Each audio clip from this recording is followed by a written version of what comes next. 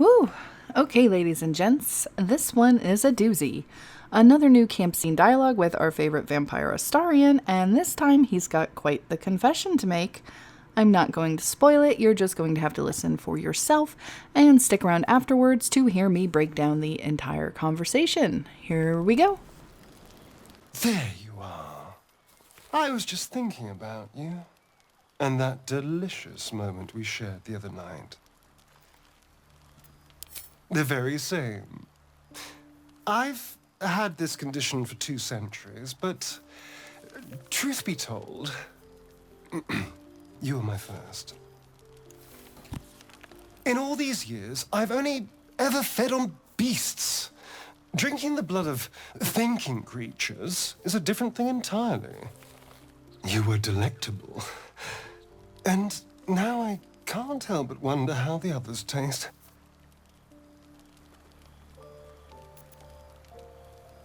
Don't worry.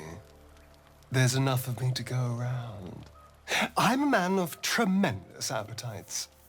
I don't think they'd volunteer, of course.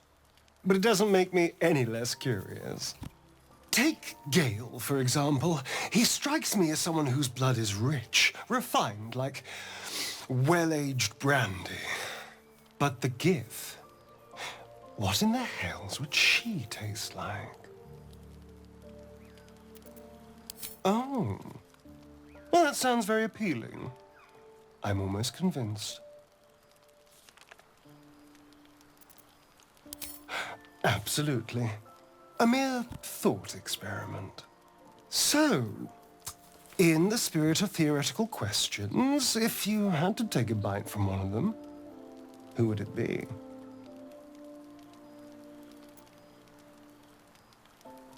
Oh. I'm flattered. Who knew you had such taste? Unfortunately, all this talk is getting me hungry. I better find something I can actually sink my teeth into.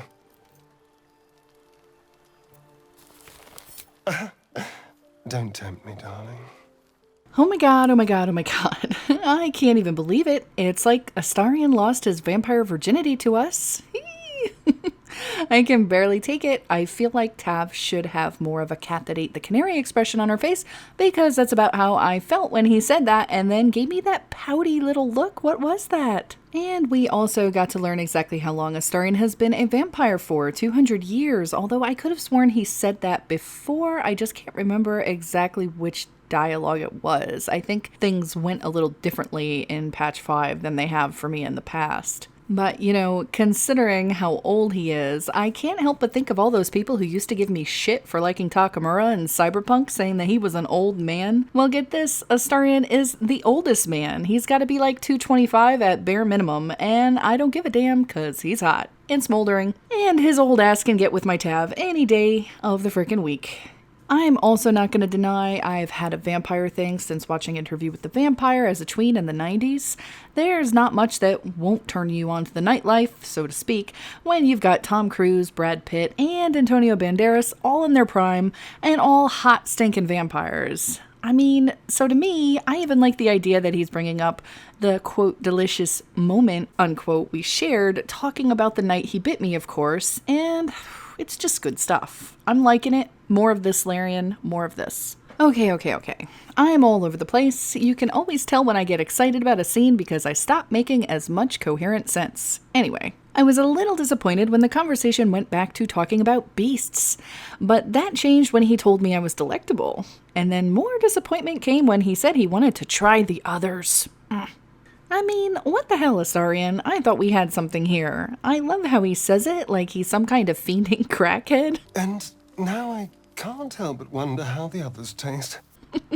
The hands on the hips position is fitting on my Tav because I would not be happy at having him look after other necks.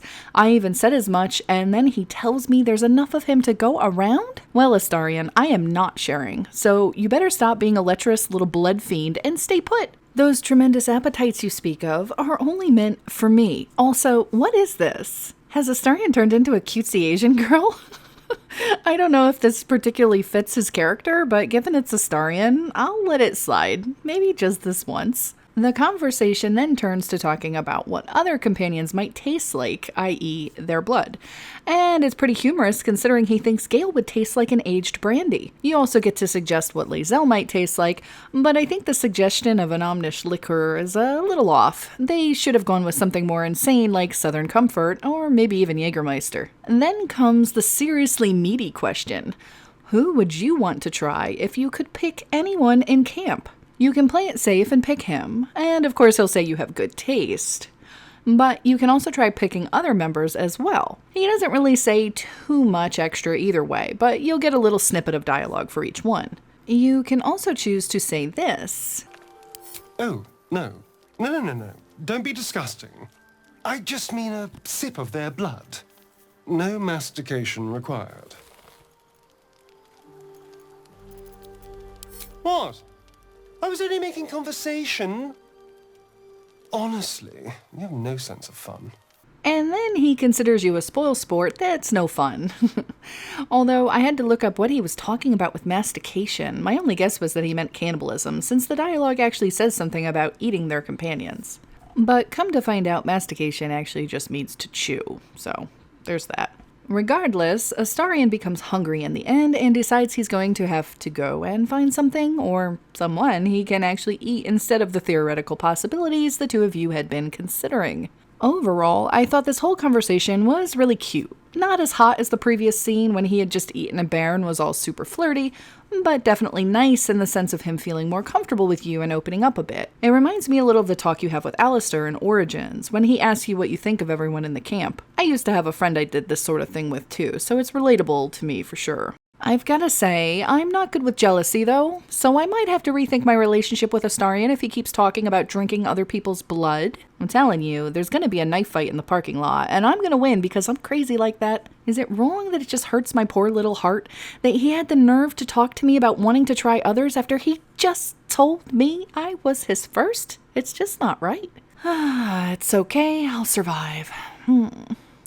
So, how was everyone else feeling about this scene? It's pretty cool on the whole, knowing that we legit get to be his first drink of blood and that he's been suffering with flies and rodents for 200 years. Yay. That really explains the power fantasies. I mean, if I were forced into that kind of subservience for all of those years, I would never want to give up any ounce of power either. Makes the whole tadpole thing make a lot more sense, that's for sure. Okay, this is all for this scene, but there's still more left of these new scenes, believe it or not.